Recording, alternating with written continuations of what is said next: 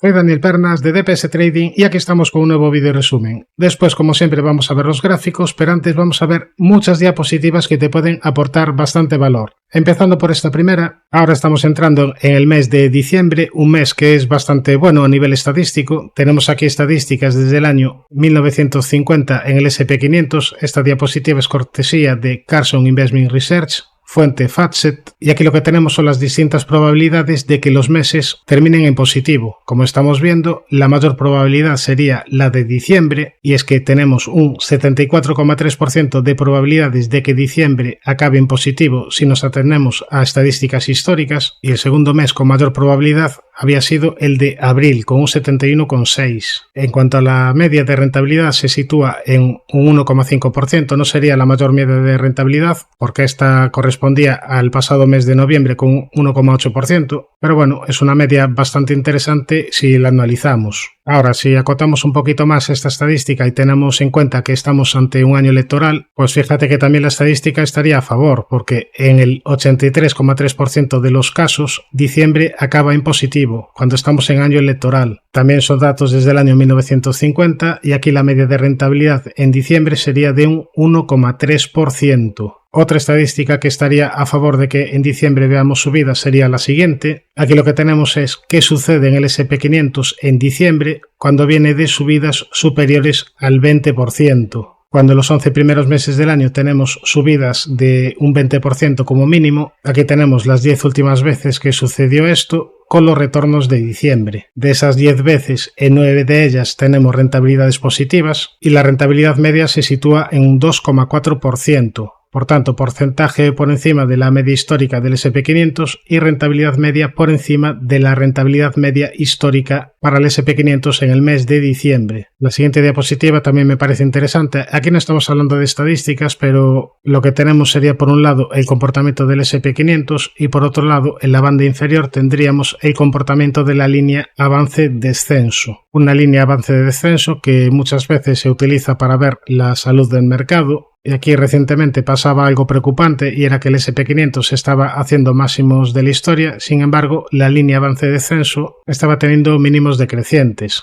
lo cual era una pequeña señal de alerta. Sin embargo, no se había perdido esta zona de mínimos. Ahora, recientemente, de nuevo se han marcado nuevos máximos de la historia en la línea avance-descenso, nueva señal de fortaleza, por tanto por ahí se disipa esa posible alerta. Ahora, algo que está favoreciendo las fuertes subidas de bolsa en este año sería los bajos niveles de volatilidad. Aquí tenemos este gráfico cuya fuente sería Bloomberg y aquí lo que tenemos es que estamos ante niveles bajos de VIX, en concreto estamos ante los niveles más bajos desde el año 2019. Esto es lo que decíamos siempre. Normalmente cuando estamos ante niveles bajos de volatilidad, esto favorece el rebote en las bolsas. Sin embargo, cuando la volatilidad está en picos, cuando la volatilidad es bastante alta, ahí suelen venir momentos de pánico, suelen venir grandes caídas y es cuando hay que tener un poquito más de precaución. Después vamos a ver el gráfico del VIX, pero me parecía interesante compartir este dato histórico de volatilidad. Ahora, el siguiente gráfico de Charlie Vilello me parece muy interesante, ya me diréis en comentarios. Aquí lo que tenemos son los retornos en el SP500 a 20 años según los distintos niveles de entrada. Son datos desde el año 1928 y por un lado tenemos datos en caso de entrar en zona de máximos de la historia, datos en caso de entrar tras caídas inferiores al 20%, datos entrando con caídas en el SP500 entre el 20 y el 50%, y datos entrando con caídas superiores al 50% en el SP500.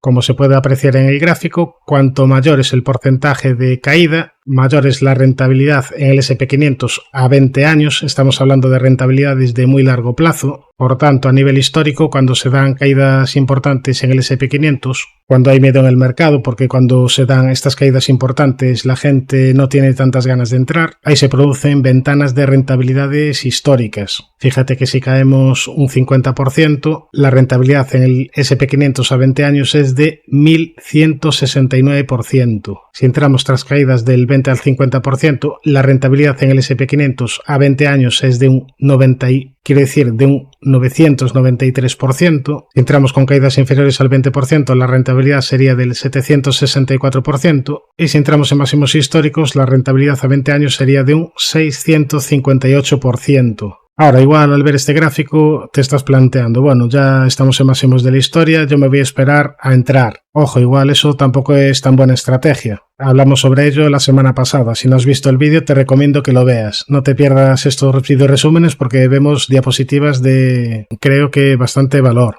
Bien, nos vamos ya a la siguiente. Otra diapositiva bastante interesante. Aquí lo que estamos viendo es qué podemos esperar en el SP500 a 12 meses después de venir de retornos entre el 40-50% en 2 años, que es lo que estamos teniendo en la actualidad. El año pasado fue bastante positivo, con retornos superiores al 20%, y este año igual. Pues bien, ¿qué podríamos esperar de cara al año 2025? Bien, pues aquí por un lado tendríamos en color azul clarito datos históricos en el SP500 sin tener en cuenta la circunstancia anterior, y por otro lado con azul oscuro tendríamos los datos en el SP500 teniendo en cuenta de que venimos de ganancias entre el 40-50%. Aquí una primera lectura que podemos extraer es que tras venir de fuertes ganancias previas, las probabilidades de obtener retornos importantes de cara al año que viene son menores que las probabilidades históricas en el SP500. Fíjate que históricamente tenemos una probabilidad de aproximadamente un 24% de tener rentabilidades entre el 10 y el 20%, pero si tenemos en cuenta que en estos 2 últimos años tuvimos ganancias del 40-50%, esta probabilidad se reduce a menos del 20% de cara al año 2025. Lo mismo podríamos observar para los siguientes niveles de rentabilidad. Por tanto, es normal que cuando venimos de fuertes ganancias previas en los 2 últimos años, el tercer año no tengamos una gran rentabilidad.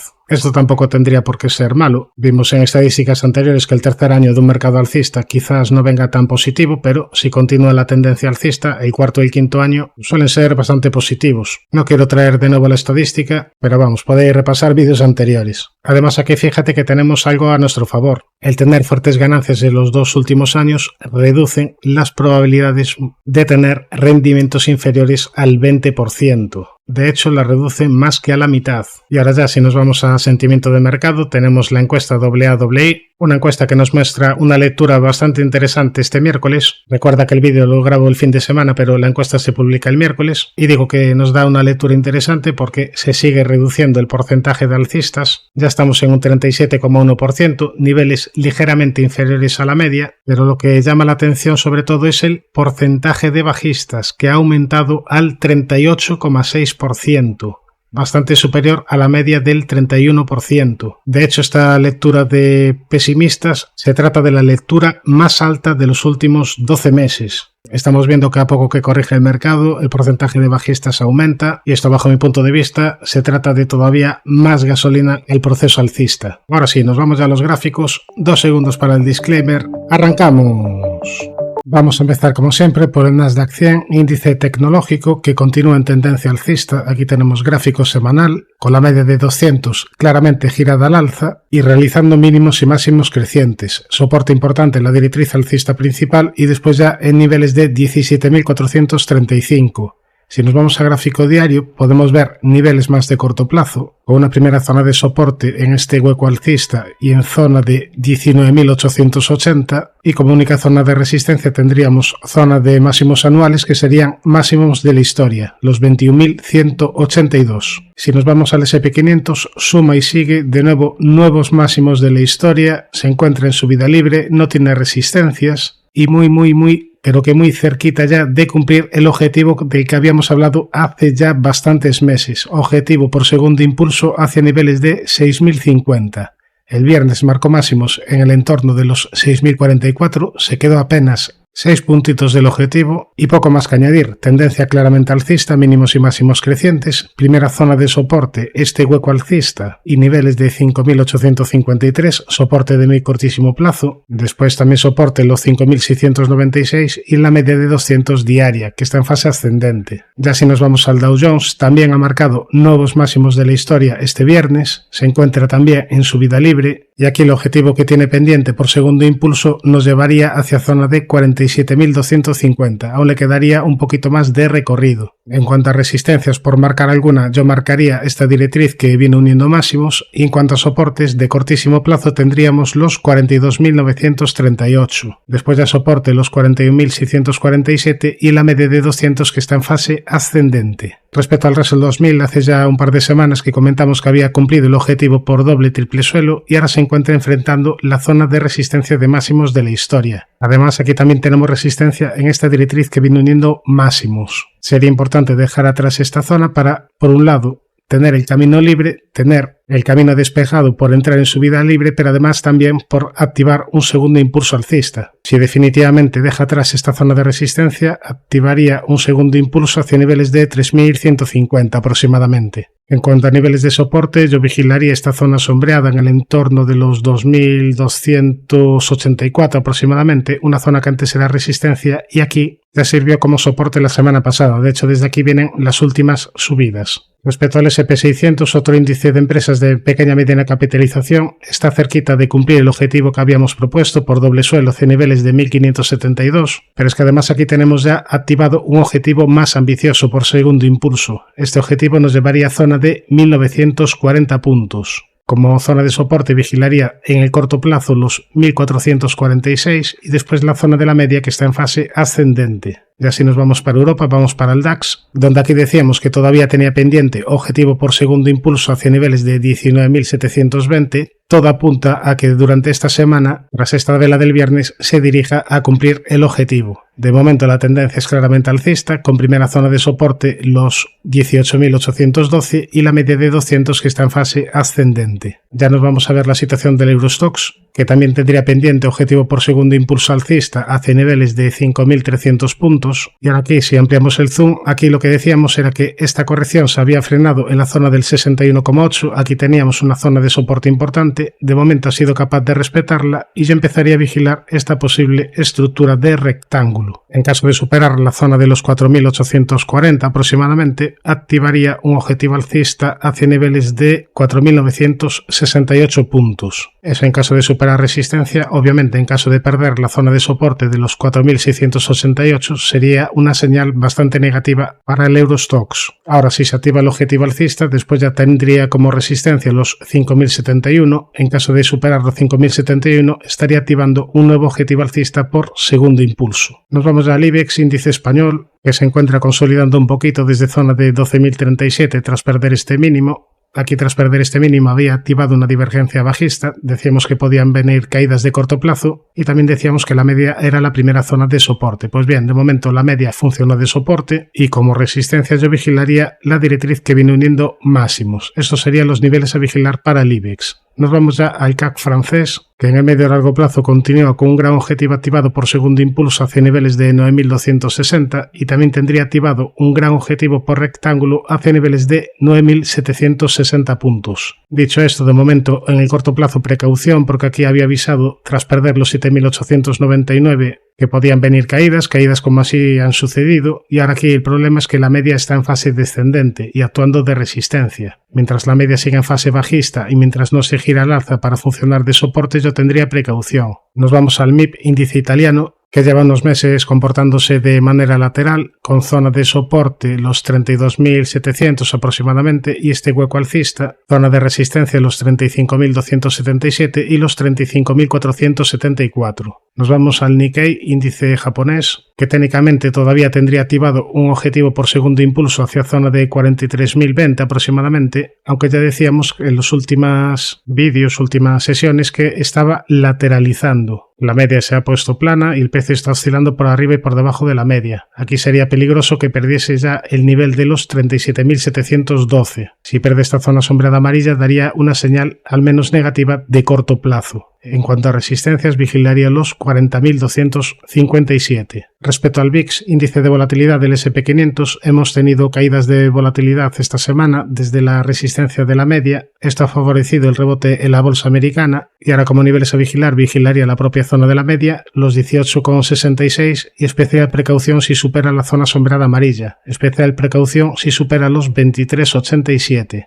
Mientras el VIX siga en niveles bajos de volatilidad, esto favorecerá la continuidad del rebote de las bolsas. En el apartado de acciones vamos a empezar por Infosys. Por cierto, recientemente he subido el vídeo especial Oportunidades de inversión para el año 2025. Son 20 acciones que están interesantes a nivel técnico. Es uno de los vídeos que más se están viendo en el canal, por tanto, si no lo has visto, te recomiendo que lo veas. Te lo voy a dejar en comentarios. Además, dentro de poco y tras vuestros comentarios, también haré otro vídeo especial comentando la situación de bastantes acciones de calidad, así que suscríbete al canal y activa las notificaciones para no perderte ninguno de estos contenidos. Ahora sí, vamos a empezar viendo el aspecto técnico de Infosys, una compañía que tuvo un fuerte incremento desde mínimos del coronavirus hacia niveles de $25, se multiplicó por más de 4 y a partir de ahí ha tenido una corrección proporcional a lo que había subido previamente. Después, tras la superación de esta zona sombreada amarilla, tras la superación de los 20.09, daba una nueva señal positiva. De hecho, tendría activado un objetivo por hombro-cabeza-hombro invertido hacia niveles de 25.35, pero ahora si te fijas, en el corto plazo ha detenido las subidas en esta zona de los 23.21. Aquí tenemos zonas de importante resistencia. El peligro que tenemos es en caso de que pierda los 20.65 porque estaría activando una estructura de cuádruple techo.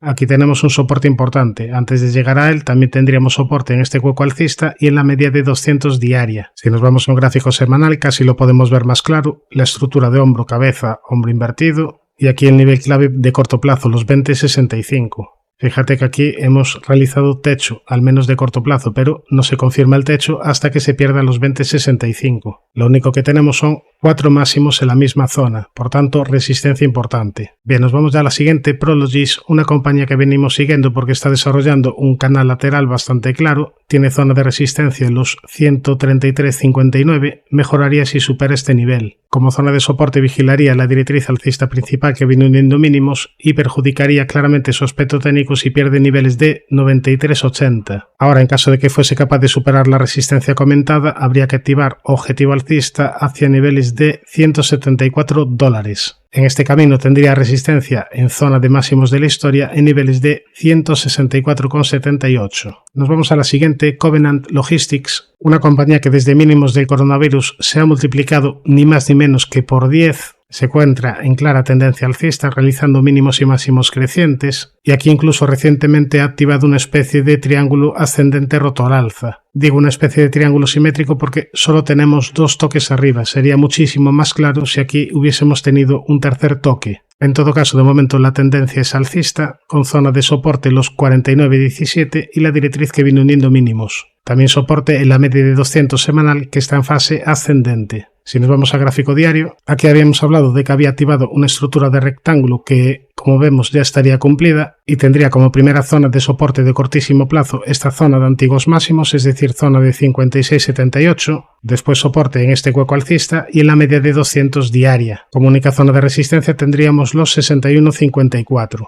Nos vamos a Amgen, una compañía que en el largo plazo lo ha hecho bastante bien, realizando mínimos y máximos crecientes. Aquí el último mínimo creciente que no debería perder para no ver perjudicada la tendencia serían los $255. Y aquí fíjate que abre con un gran hueco bajista el miércoles, va a testear esta zona y a partir de ahí entran compras. Por tanto, se valida el soporte de los 255. Perder esta zona sería negativo y ahora como niveles de resistencia vigilaría el cierre del hueco bajista, los 297.32, la zona de la media. Y por último, zona de máximos anuales, que serían máximos de la historia, los 341,72. Además, si nos vamos al gráfico semanal, fíjate que este rebote, aquí donde entraron compras, fue también una zona de soporte importante en semanal, porque por ahí pasaba la media de 200 que está en fase ascendente. Nos vamos a la siguiente, en este caso es una compañía que me pidió un miembro del canal, al cual le mando un afectuoso saludo. Estamos hablando de la compañía The Honest Company. Aquí tendríamos gráfico semanal, donde no tenemos todavía la media de 200 porque no lleva mucho tiempo cotizando. Lleva como 3 años y medio aproximadamente. Bueno, nos vamos a pasar casi mejor a gráfico diario. Aquí, como podemos ver, veníamos tras fuertes caídas. Después lo que aquí se produjo fue un primer impulso